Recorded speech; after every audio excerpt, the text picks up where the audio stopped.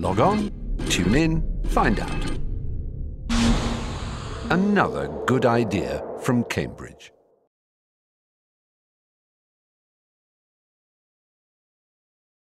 I am going to start nonetheless on the arts pages of The Guardian, just as well as a Guardian journalist here, but I didn't know that was going to be the case. Last Saturday, that newspaper urged us to go and see David Gregg's new play, The Strange Undoing of Prudentia Hart, now touring pubs in Scotland. So that's an additional incentive to go to see it.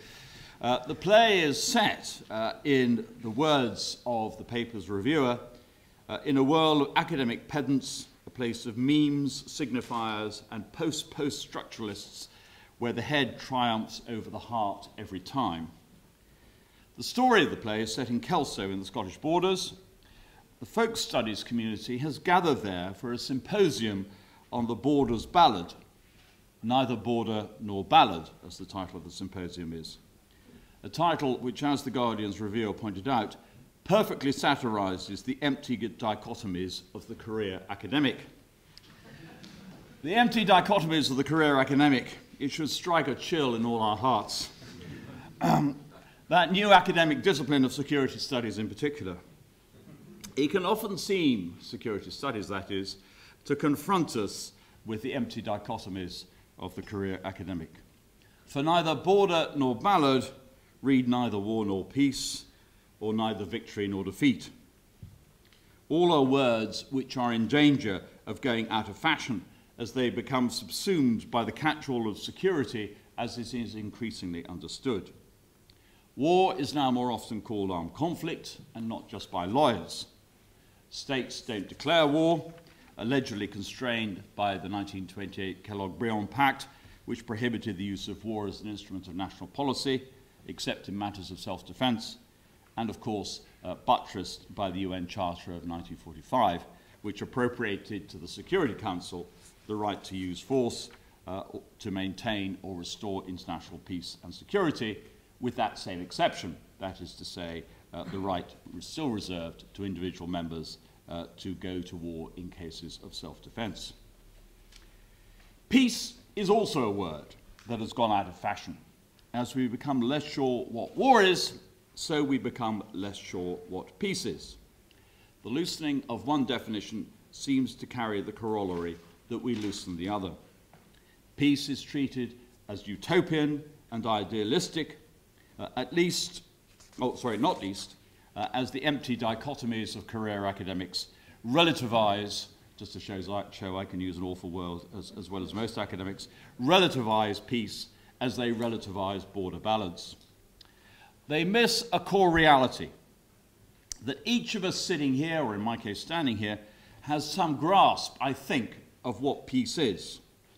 A grasp which is based on our actual experience of life as we live it.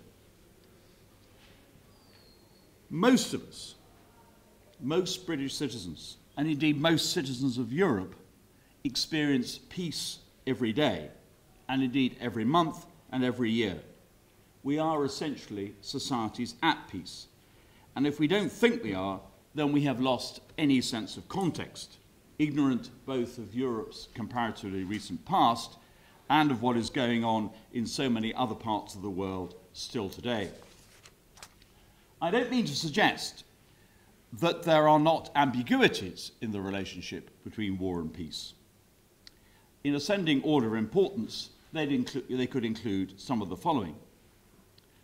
First of all, of course, a state can be at war, but still enjoy areas of peace.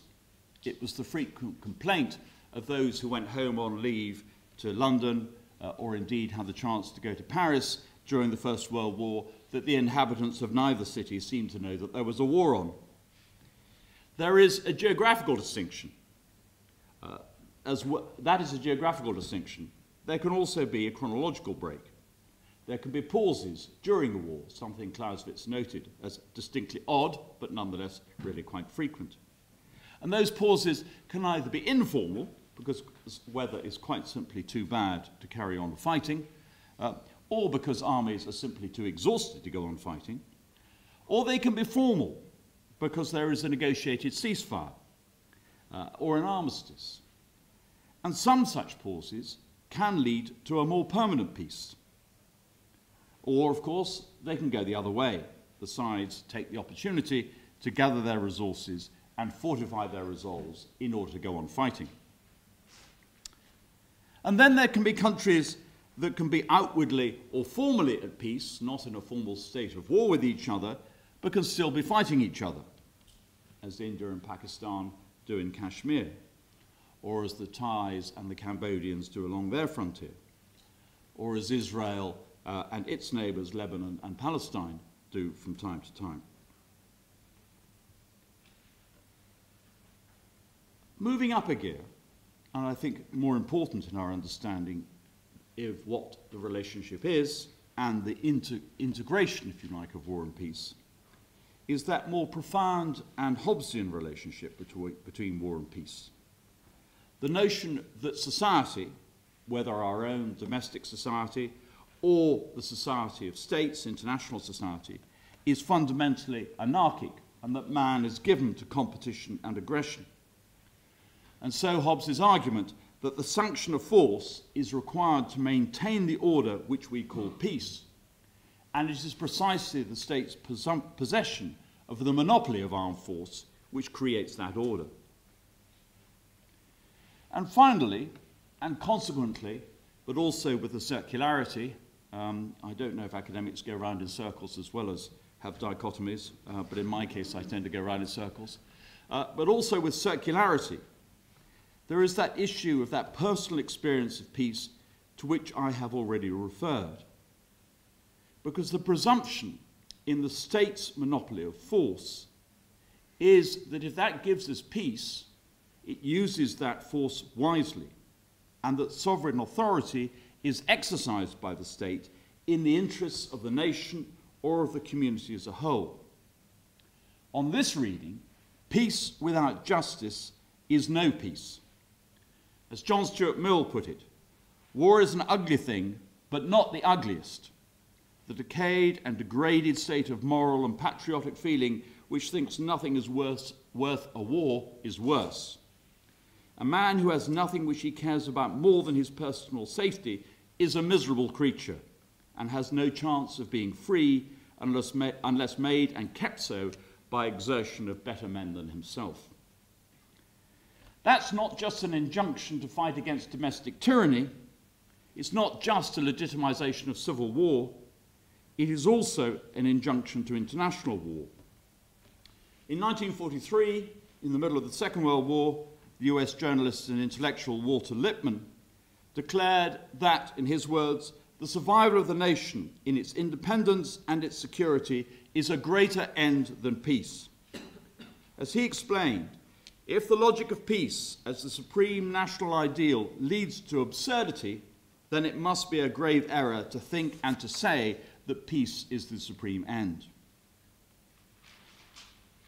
Lippmann came from a democratic state fighting a war which we now see as a war for democracy. But his sentiments echo the response of Clausewitz in February 1812 as he rejected the French demand that the Kingdom of Prussia contribute troops for Napoleon's invasion of Russia. In Clausewitz's view, and he was not alone, France, not Russia, was Prussia's enemy, and so Prussia must fight rather than submit to Napoleon's request.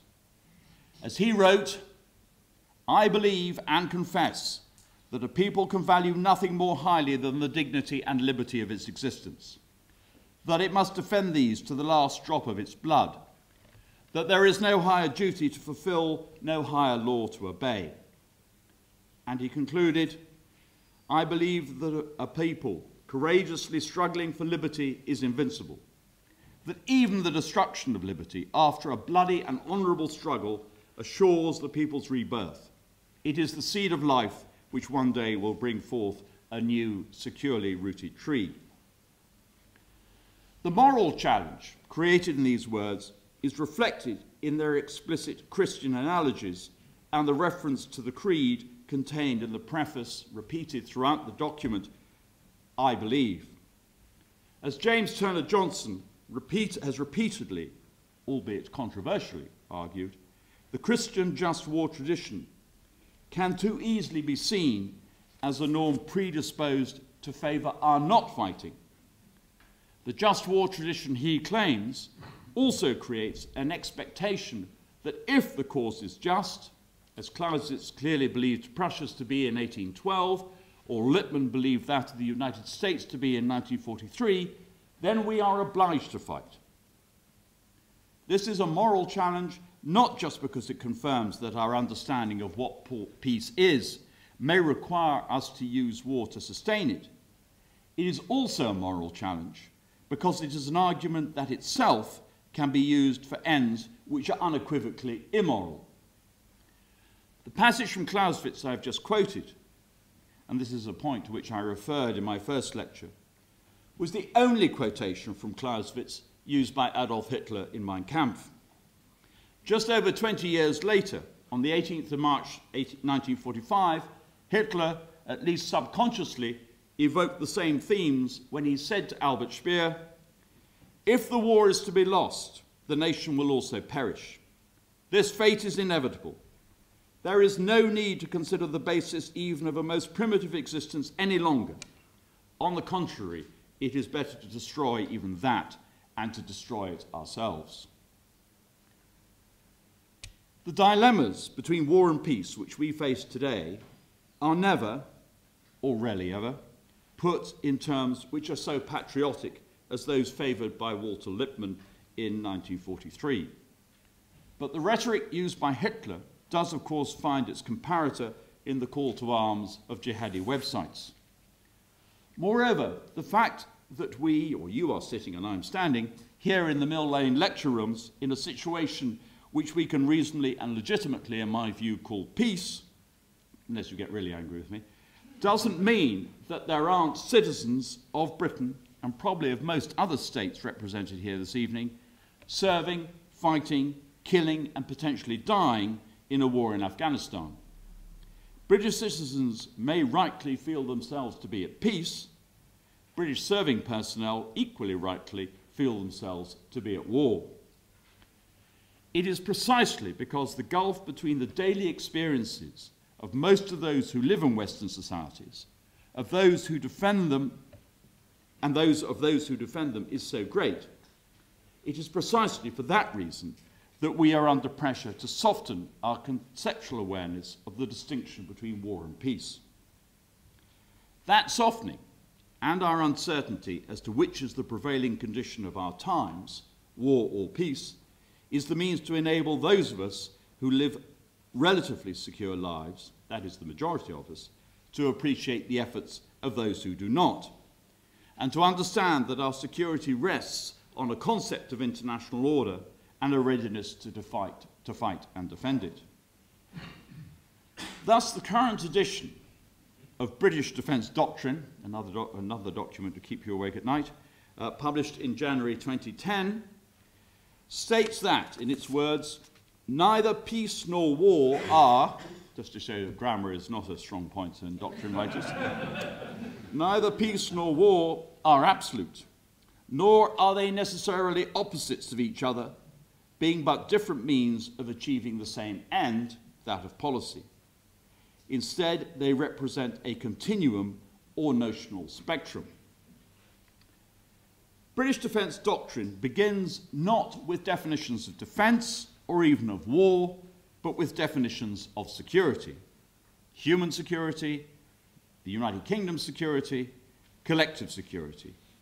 Security has replaced both defence and strategy as the key word to shape our thinking about war.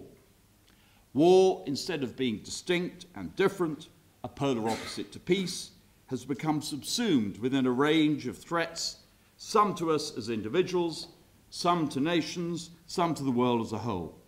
Security is a concept which subordinates war.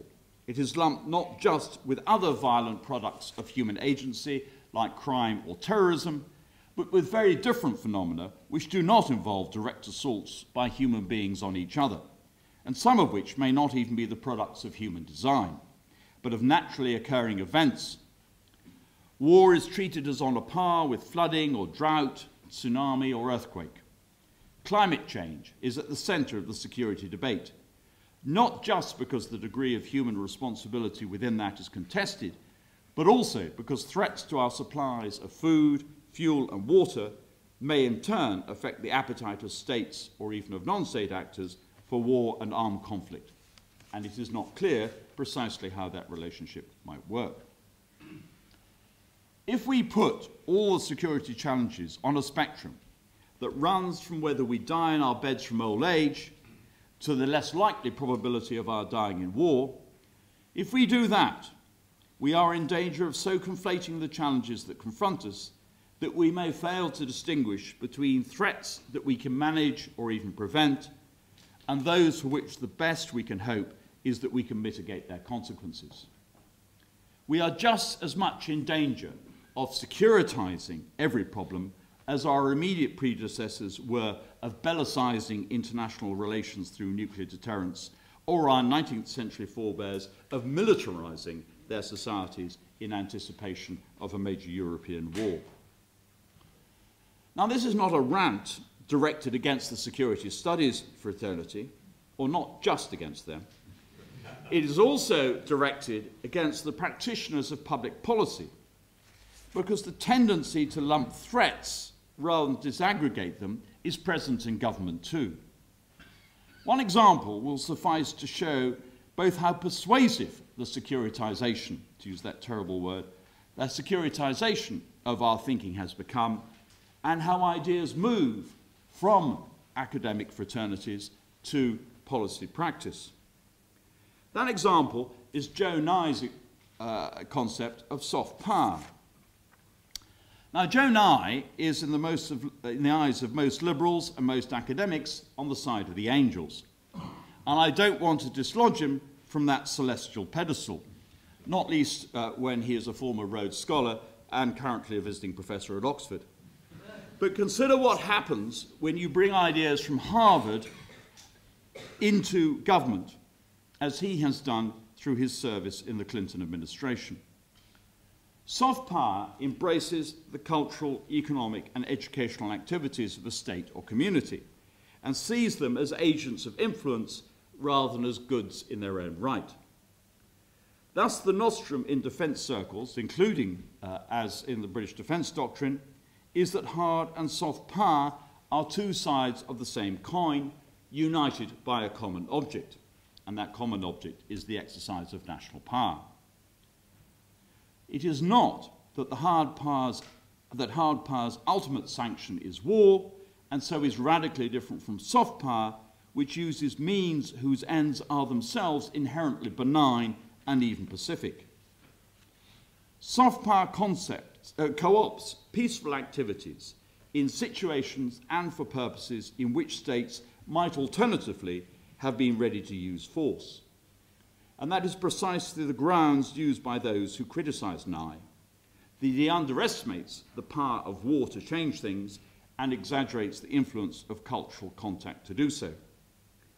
After all, in 1914, European states shared much in terms of education, academic research, and the arts. Those products of peace were promptly marshalled for national purposes to support the war in August of that year.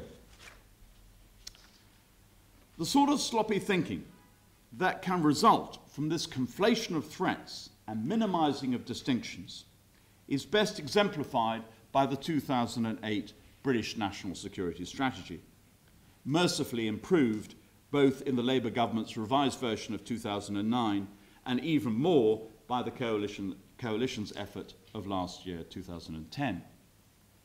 The 2008 National Security Strategy used apocalyptic vocabulary about a range of global problems for which the UK cannot by itself produce solutions. Therefore, it was not by and large about national security. But alongside all the global threats, climate change, epidemics, natural disasters, and so on, were glib and reassuring sentiments about the improbability of major war, certainly insofar as it might affect the United Kingdom and even Europe. The overwhelming impression created by the 2008 National Security Strategy is that we indeed live in an insecure and dangerous world. The paradoxical subtext is that we in the United Kingdom do not actually do so, even allowing for the threat of domestic terrorism. This lack of precision is fraught with consequences because of its failure to analyse and disaggregate real threats from putative threats, national security challenges from global concerns, and above all, war from peace. Put simply, and now I really am going to get on to the subjects of victory and defeat, if we cannot distinguish war from peace, then we will not know how to end war. This failure carries three particular consequences. The first is that war is different from the other dangers to global security. War's key characteristic, and forgive me if I've said this earlier in these lectures, war's key characteristic is that it is a clash of wills where the danger arises from the enemy and his determination to counter your own intentions. It is a reciprocal relationship, and it is in that reciprocity that war derives its own inherent dynamic. War's deliberate use of armed force makes it different from the challenges posed by the natural world or even by other aspects of human interaction, such as economic competition. The fact that the currency of war is violence done by one human being to another itself fundamentally changes relationships between human beings. Secondly, lumping all security threats together creates an artificial continuity which rules out the play of policy and, above all, of contingency.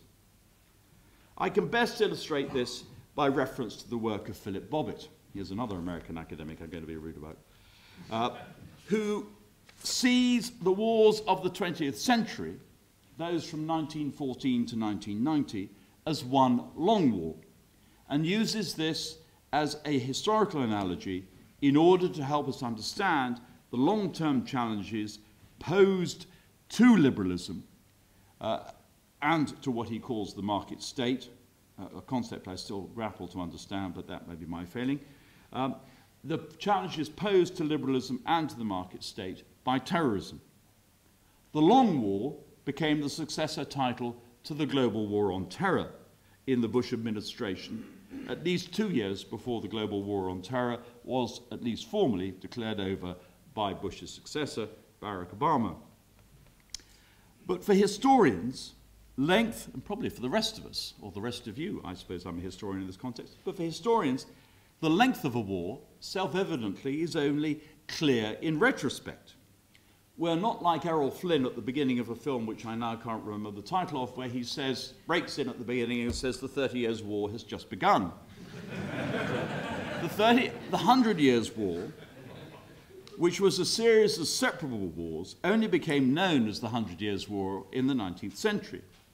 And exactly the same points could be made not just about the 30 Years' War, but about the 7 Years' War or the 9 Years' War, each of which aggregated a number of separate conflicts, and that is a point particularly true of Bobbitt's Long War of the 20th century.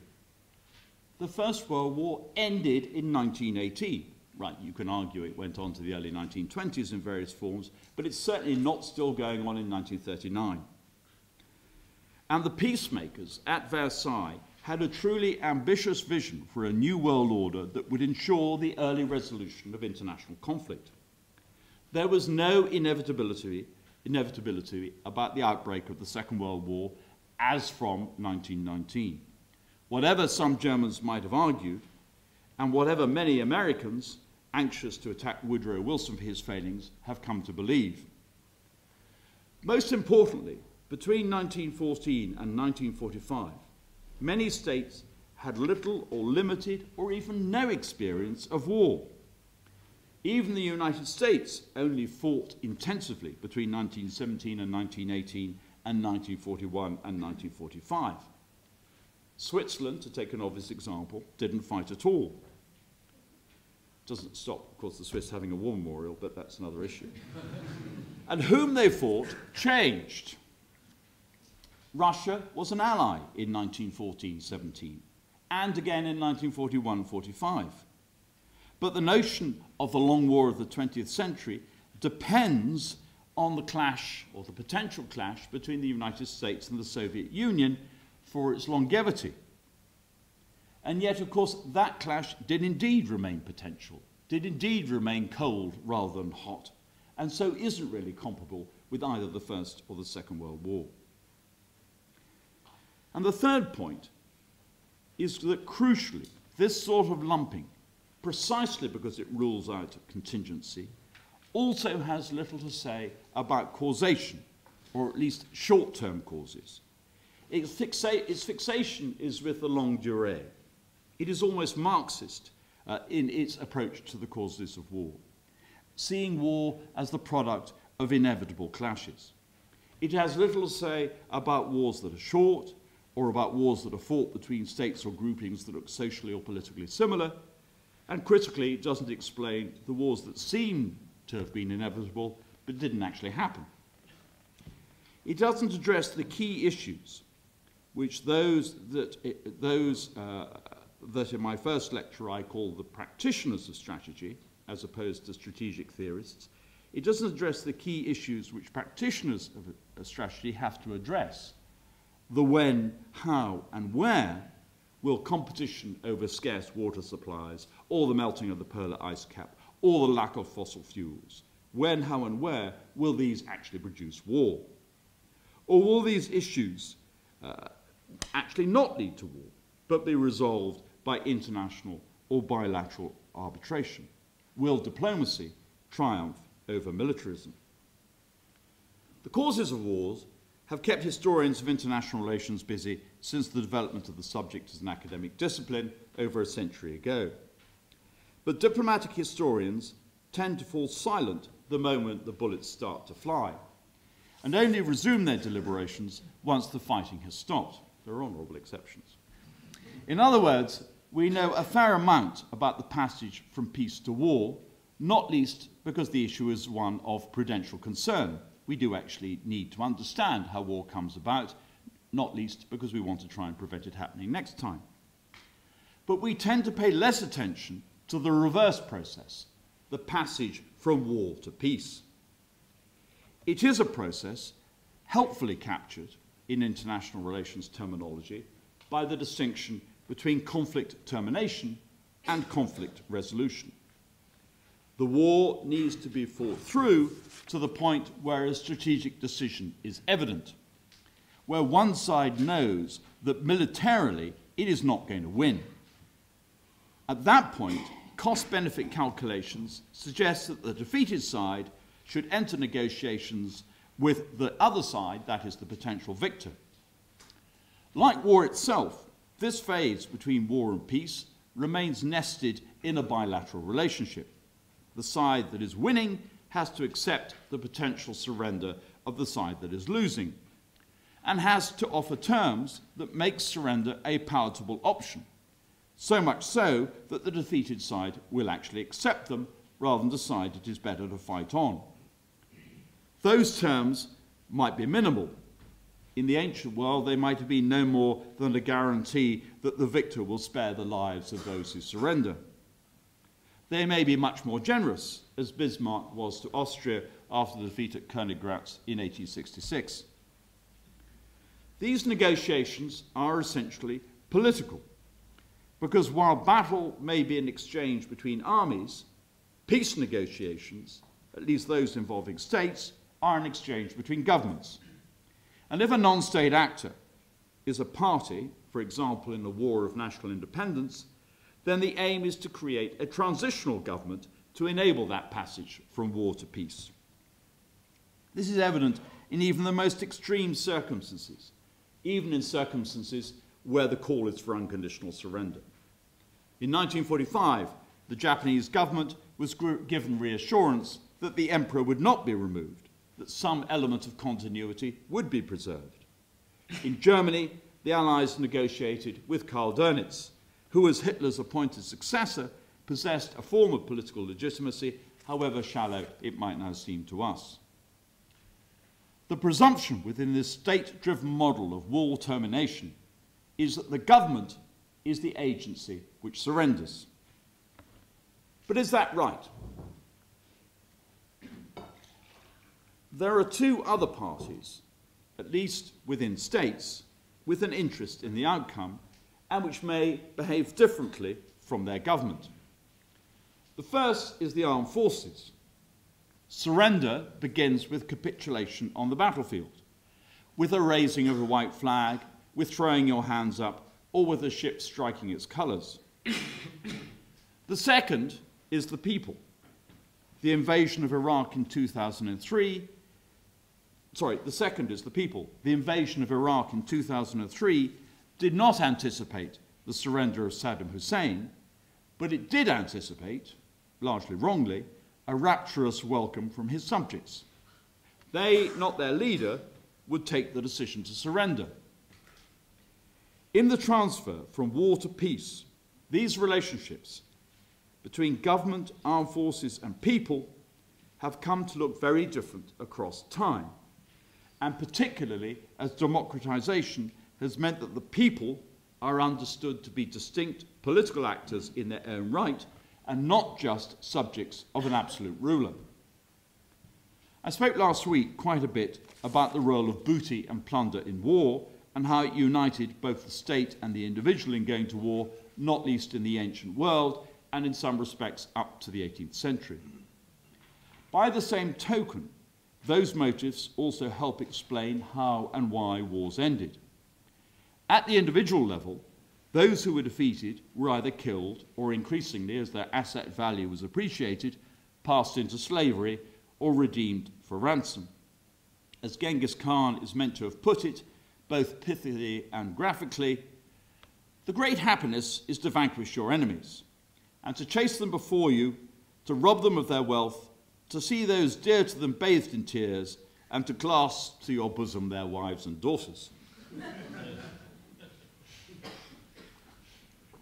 Possession, not negotiation, was the basis for ending war, and prolonged resistance simply produced obliteration. Think of the fate of Milos at the hands of Athens in 416 BC, when all the adult males were killed and all the women and children were sent into slavery. Or think of Rome's obliteration of Carthage, Carthago delenda est. War was the means to empire, wealth, territory, revenue, and population. And once one side had got it, the war ended. But once war was no longer fought for material gain, but for reasons of religion or ideology, its outcomes could seem less clear-cut, and the relationship between victory on the battlefield and the outcome of the war also became less direct. In the 17th and 18th centuries, these issues were confused at both the political and the tactical levels. At the political level, control of territory and resources remained the principal driver in war. From Louis XIV's expansion of France to its natural frontiers, to the competition between France and Britain for control of North America and India. As Montesquieu put it at the outset of L'Esprit des Lois, the object of war is victory, that of victory is conquest, and that of conquest preservation. All very simple. But tactically, 18th century warfare was played out less often on the open battlefield and more through the medium of siege warfare. If the point of war was indeed to preserve or to master territory, then Vauban was the supreme practitioner of the day, the builder of fortifications. Many of those who practiced and thought about 18th century war, like, for example, Maurice de Saxe, counselled against the use of battle as a dodgy and uncertain way of proceeding. And Marlborough may have acquired fame and reputation in a campaign of manoeuvre culminating in a decisive battle at Blenheim in 1704, but the war nonetheless continued for another 9 years, and in that time Marlborough conducted far more sieges than he ever fought battles. Frederick the Great's battlefield masterpiece, Leuthen, fought in 1757, at the outset of the 7 Years' War, may have saved Prussia, at least for the time being, but it certainly didn't end the war. Decisive battles were rare, and even when they occurred, they did not mark the culmination of hostilities. But then in 1815, Waterloo seemed to validate the argument that victory, a tactical outcome on the battlefield, could indeed be decisive at the strategic and political level.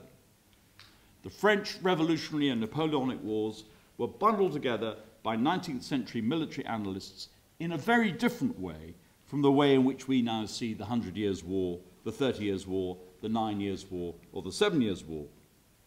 Rather than being seen as the 23 Years' War, a single war of exhaustion, the French Revolutionary and Napoleonic Wars were treated as a series of independent wars, each culminating with a decisive battle, from Valmy to Marengo, from Austerlitz to Jena. The armies of Europe were persuaded that what they did on the battlefield determined the outcome of the war, not what the people did or suffered, not economic exhaustion, not popular uprisings or revolutionary guerrilla war. Waterloo clinched the argument. It consolidated a peace settlement which ensured comparative peace for all but 100 years, at least within Europe. Waterloo formed the climax to Edward Creasy's bestseller, 15 Decisive Battles of the World, published in 1851 and reprinted regularly in innumerable editions and given endlessly as school prizes up until almost the outbreak of the First World War. It begins with Marathon, and it shows the enduring influence of battles on what Creasy called, in his own words, our own social and political condition. The idea of the decisive battle, that tactical success could shape strategic and political outcomes, has cast a long shadow. As late as 1954, Major General J.F.C. Fuller published The Decisive Battles of the Western World and Their Influence Upon History in 3 volumes. Even more revealing of the lessons derived from the wars of 1792 to 1815 were 19th century readings of Clausewitz's On War. The central preoccupation of On War is less the relationship between war and policy, and more that between battle and war, or between tactics and strategy. Strategy was defined by Clausewitz, as I mentioned in my first lecture, as the use of the battle for the purposes of the war. Strategy, in other words, in Clausewitz's eyes, converts tactical success into strategic success through the exploitation of the battle by the pursuit and annihilation of the enemy. In other words, Clausewitz did not claim that battle was decisive. He, after all, had fought at Borodino on the Russian side in 1812 and had seen how what we would now call symmetrical forces could negate each other. But many 19th century military theorists inverted Clausewitz's argument. The aim of manoeuvre was not to exploit the battle after it had been fought and so achieve a decision. Instead, the aim was to bring the enemy to battle because the battle itself was decisive. Colonial warfare in the 19th century encouraged that sort of thinking. The native populations in countries outside Europe possessed strategic advantages. They knew the terrain and the climate, and they were likely to be inured to local diseases and infections, or at least so the argument ran. The discipline, order, and firepower of European armies gave them tactical advantages which offset their strategic inferiority. And so the key message of manuals like Charles Caldwell's Small Wars, published in 1896, was the need for the colonial power to seek battle as soon as possible, and so to use the tactical advantages of discipline and firepower to overcome the strategic disadvantages of being in a pretty alien and difficult climate and terrain. What this meant was that victory would be achieved not by destroying the order of an enemy army, but by killing. Clausewitz had used the word Vernichtung, or annihilation, to describe what happened to an army in the pursuit after battle.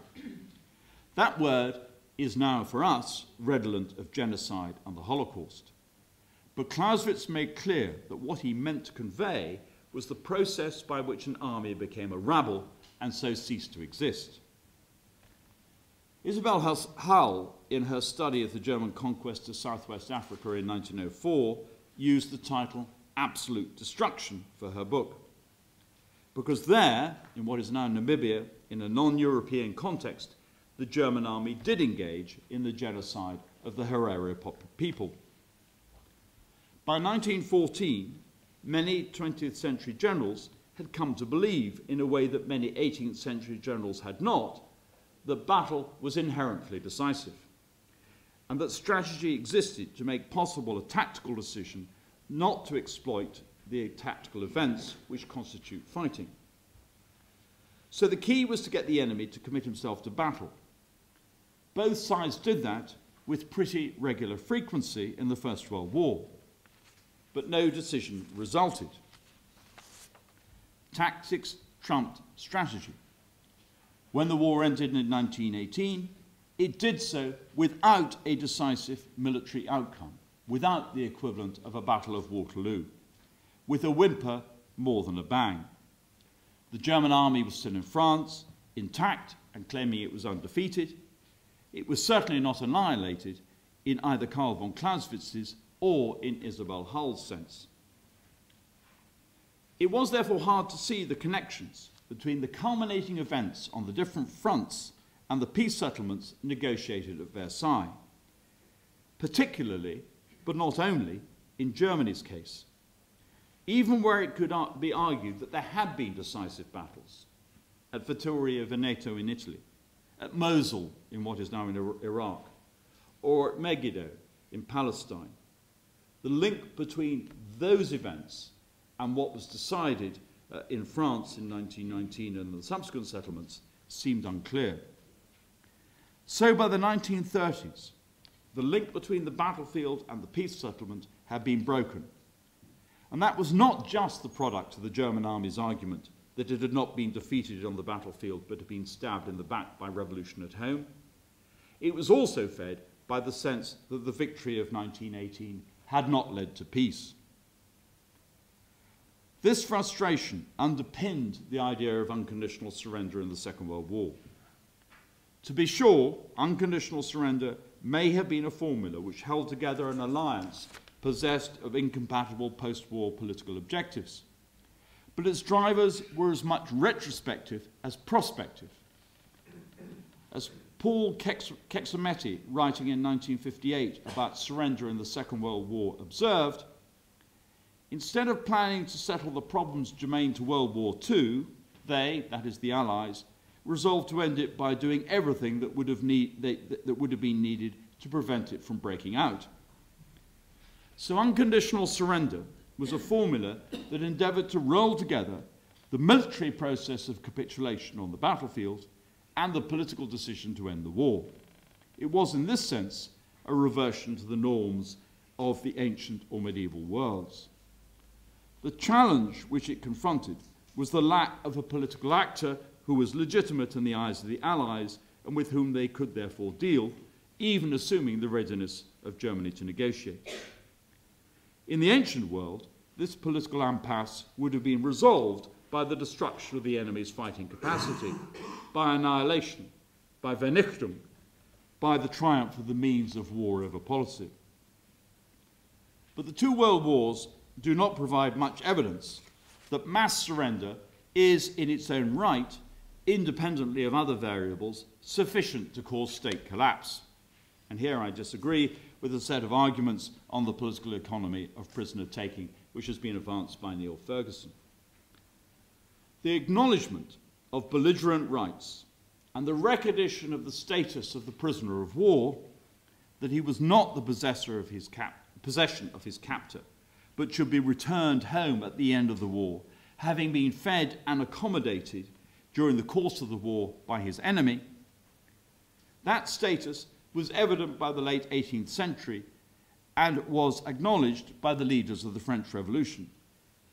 It was embodied in the Liber Code in the American Civil War, in the Brussels Rules of 1874, and in the Hague Conventions of 1899 and 1907. It putatively changed the relationship between the commander and those whom he led, giving them the opportunity, if they could, to negotiate the terms on which they fought, so that they did not obey orders, literally, to fight to the last man and to the last round. Len Smith, in his wonderful study of the French Fifth Corps in the First World War, shows how this negotiation between leader and led worked. And it even applied in Nazi Germany. At Stalingrad, von Paulus led his army into captivity, much to the fury of Hitler, just as General Percival surrendered his forces at Singapore in February 1942. Collective surrender avoided the useless wastes of life and was rationalized on this basis. It was deemed to be prudential and could even be honorable, at least on a humanitarian, if not on a national level. Those who did not surrender, like the Japanese in the Second World War, were no longer deemed courageous, like the 300 at Thermopylae, but fanatical and even subhuman. They were denigrated by their enemies, not lauded. But many mass surrenders, including those at Stalingrad and Singapore, were not in themselves decisive in terms of their eventual effects on the outcome of the war. The same point could be made about the mass Russian surrenders after the Battle of Tannenberg in 1914, or about the Great Retreat of the Russians in 1915, or about the Italian surrenders after Caporetto in October and November 1917, or even about in relation to the surrenders of British troops to Germans in the Fifth Army in the March 1918 offensives. I mentioned last week the high numbers of missing, presumed to be either deserters or prisoners of war, in the British Eighth Army in the summer of 1942. But Britain still ended up on the winning side. Japanese rarely surrendered in the Second World War, but they still ended up on the losing side. When the medieval economic historian, a man, of course, whom I also mentioned in the first lecture, when the medieval economic historian Marc Bloch addressed the defeat of France in 1940, yet again a case of a decisive German victory which did not in fact decide the outcome of the war as a whole, Bloch called it a strange defeat. He equated individual surrender with the surrender of the nation. But for a Frenchman, a French patriot, and a French nationalist, as Bloch was, and a man for whom the nation in arms was a living reality — he had, after all, served in the French army in 2 world wars, as well, of course, as an analyst — the implication was that surrender followed not from the annihilation of an army, but from a collective decision by the people of France. This was the other approach, which could resolve the political impasse created by unconditional surrender. The idea of the people, rather than of the government, as the legitimate negotiating party to a surrender. It rests surely on the democratizing legacy of the French Revolution, as do the legal rights of prisoners of war captured doing their military duty as citizens. But it also assumes the capacity of strategic effects in war to separate the people of a country from its government, or to ensure that the people can bring overwhelming pressure to bear on their government, even to the point of revolution. After 1918, the blockade of Germany, if it really had precipitated the German Revolution, and if that revolution had indeed caused the defeat of Germany, both, of course, hotly debated questions, suggested that the German people had been persuaded by the effects of war to topple a war-making regime in order to replace that government with a peace-loving and even potentially democratic government. Much allied First World War propaganda rested on that presumption, that the Kaiser, mustachioed and helmeted, was the embodiment of German militarism, but that the German people were potentially decent liberal Democrats. In the Second World War, the strategic bombing offensive, like the blockade of the First World War, used a similar mix of stick and fairly inedible carrot. The German people could be persuaded through bombing to get angry, not with the Allies, but with Hitler, who had indirectly brought this suffering upon them. In both wars, Allied ignorance of the dynamics of the relationship between government and people rested on preconceptions that were as culturally conditioned and as driven by uncertain or inadequate intelligence as those that shaped Allied behaviour and expectations in relation to Iraq in 2 Gulf Wars, or seemed to continue sometimes to shape expectations in Afghanistan. The bonds between Hitler, the German army, and the German people proved much more resilient than any of the calculations resting on the presumption either of a general's coup against Hitler or a popular revolution.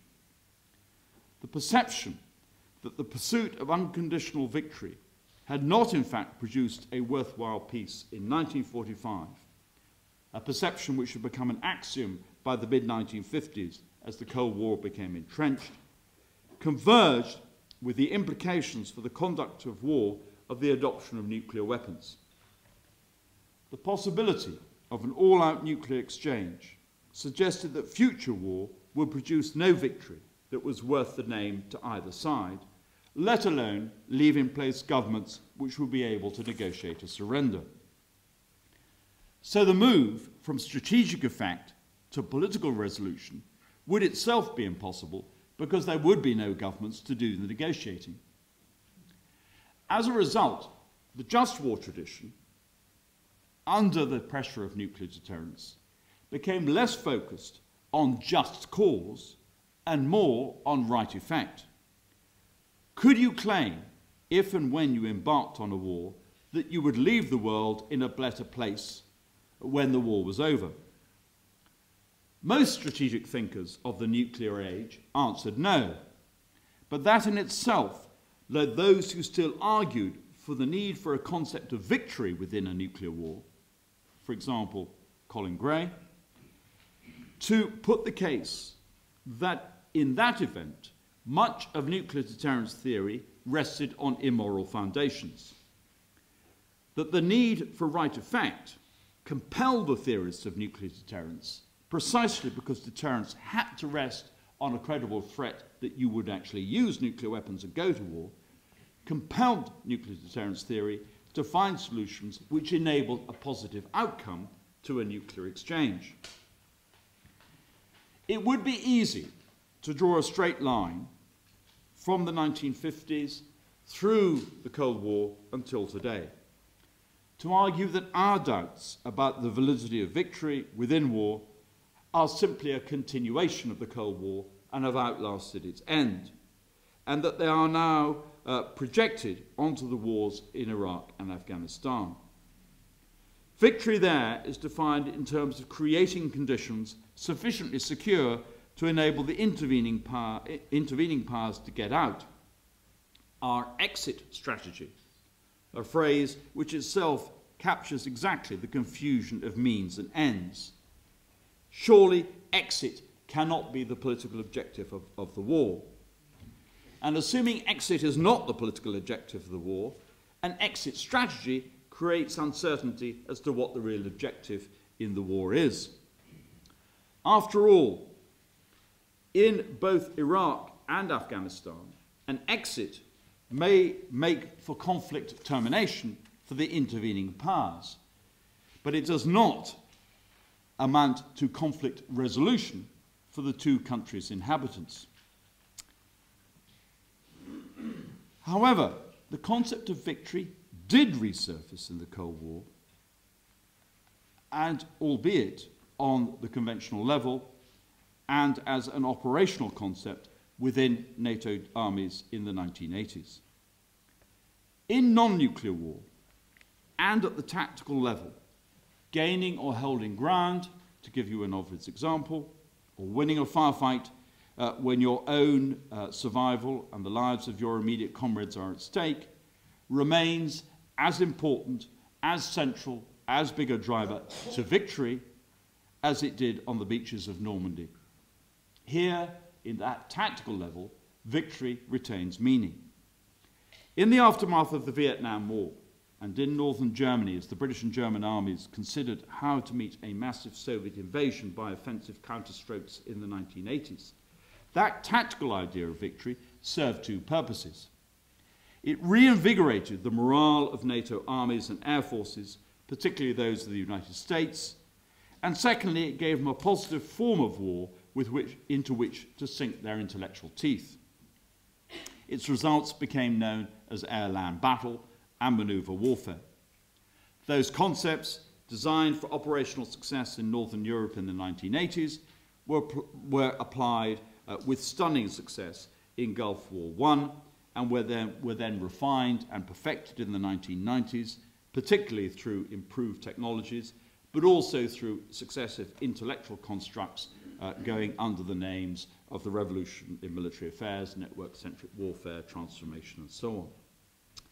In May 2003, at what he thought was the end of the Second Gulf War, President Bush was able to declare mission accomplished.